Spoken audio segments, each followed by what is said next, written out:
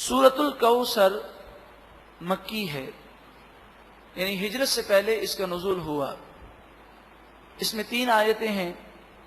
اگر صورتوں میں الفاظ کو دیکھا جائے، حروف کو دیکھا جائے، تو حروف کے اعتبار سے یہ قرآن پاک کی سب سے مختصر سورت ہے، لیکن معنی کو دیکھا جائے تو یہ تو علم کا ایک سمندر ہے۔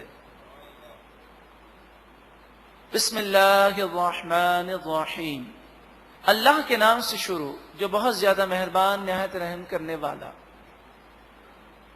اس سورت کا ترجمہ سننے سے پہلے اس کا شان نزول سماعت کیجیے۔ یہ سورت اس لیے نازل ہوئی کہ جب نبی اکرم صلی اللہ علیہ وآلہ وسلم نے اسلام کی دعوت کو عام کیا تو کافروں نے پہلے تو مخالفت کی اور آپ کے خلاف پروپیگنڈا کیا، اور پروپیگنڈا بھی کیسا ہوتا تھا، اللہ اکبر۔ آپ سوچیں، آپ کسی کو سمجھانے کے لیے بیٹھے ہوں اور 100-200 آدمی جمع ہو جائیں اور آپ پر نعرے بازی شروع کر دیں، آپ کو مجنون کہیں، کاہن کہیں، جادوگر کہیں، ساحر کہیں، اس طرح کے وہ القاب دیں اور شور مچائیں، بتائیے کسی کو دین کی بات بتانا کتنا مشکل ہے۔ کافروں نے یہی کیا، آپ پر پتھر برسائے، آپ پر الٹے سیدھے الزامات لگائے، کیونکہ عام طور پر اہل باطل کا یہ طریقہ ہے کہ وہ حق کو دبانے کے لیے جھوٹے الزامات لگا دیتے ہیں۔ تو انہوں نے رسول اللہ صلی اللہ علیہ وآلہ وسلم پر جھوٹے الزامات لگائے، کسی نے کیا کہا، کسی نے کیا کہا، لیکن سرکار دو عالم صلی اللہ علیہ وآلہ وسلم نے اپنے مشن کو جاری رکھا، اور چونکہ یہ حق تھا، جھوٹا پروپیگنڈا کرنے کی وجہ سے اور اسلام پھیل گیا۔ اس کی وجہ یہ ہوئی کہ جب لوگوں نے یہ سنا کہ یہ ایسے ہیں تو لوگوں کو تجسس ہوا، اور لوگ دور دراز سے سرکار دو عالم صلی اللہ علیہ وسلم کا دیدار کرنے کے لیے آئے کہ یہ کون ہیں جن کی اتنی برائیاں بیان کی جاتی ہیں۔ جس نے سرکار دو عالم صلی اللہ علیہ وسلم کو دیکھا اور اس کا دل زندہ تھا، دیکھتے ہی سرکار دو عالم صلی اللہ علیہ وسلم کا غلام بن گیا۔ پھر ہوا یہ کہ جب وہ اسلام کی ترقی کو نہ روک سکے، اور جب کافروں نے یہ دیکھا کہ نبی اکرم صلی اللہ علیہ وآلہ وسلم کے صاحب زادے وہ بچپن میں انتقال کر گئے، اب آپ کا کوئی صاحب زادہ باقی نہ رہا، تو عرب میں لوگوں کا ذہن یہ تھا کہ اگر کسی کے بیٹے باقی نہ رہیں تو اس کا نام ختم ہو جاتا ہے، کیونکہ بیٹے سے اس کا نام چلتا ہے، اس کا ذکر ہوتا ہے، اس کا چرچا ہوتا ہے۔ جب بیٹا ہی نہیں ہوگا تو ان کا قبیلہ کیسے بنے گا؟ کیونکہ عرب میں جو قبیلے بنے، جیسے بنو ہاشم، تو یہ ہاشم کی اولاد میں سے ہیں۔ تو عربوں کے یہاں اور دنیا میں رواج تھا کہ قبیلے بنتے تھے نام سے، اور بیٹوں کے ذریعے یہ قبائل بنتے تھے۔ تو انہوں نے کہا کہ ان کا اب نام لینے والا کوئی باقی نہ رہے گا، نعوذ باللہ من ذالک۔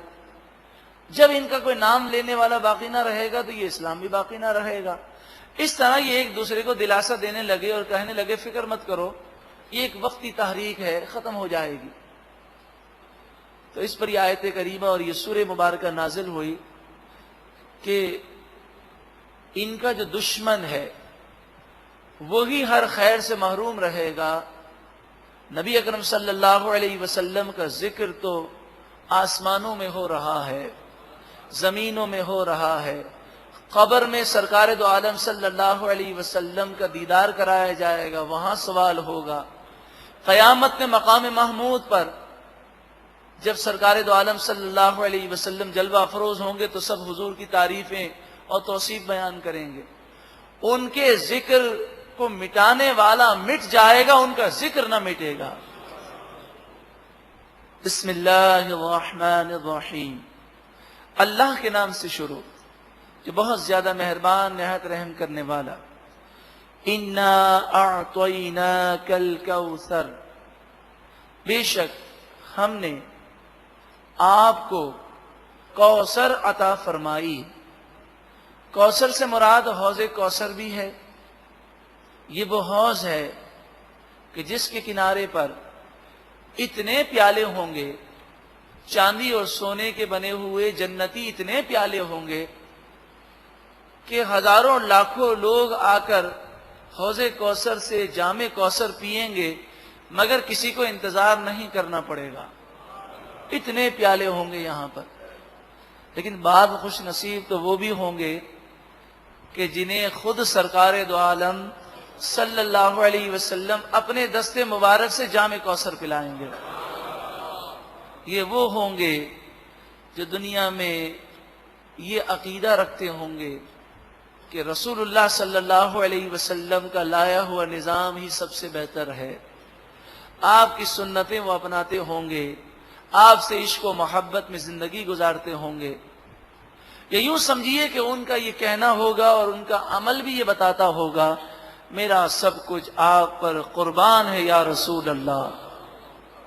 تو جب حضور صلی اللہ علیہ وسلم کی محبت میں سب کچھ قربان ہوگا تو وہ دنیا کی خاطر گناہ نہیں کریں گے اور سرکار دو عالم صلی اللہ علیہ وسلم کی محبت میں زندگی گزاریں گے. اے اللہ تو ہم پر بھی کرم فرما دے, تیرے محبوب کریم صلی اللہ علیہ وسلم کے دست مبارک سے ہمیں بھی جام کوثر عطا فرما. فَصَلِّ لِرَبِّكَ وَانْحَرْ, پس آپ اپنے رب کے لیے نماز پڑھیے اور قربانی کیجیے.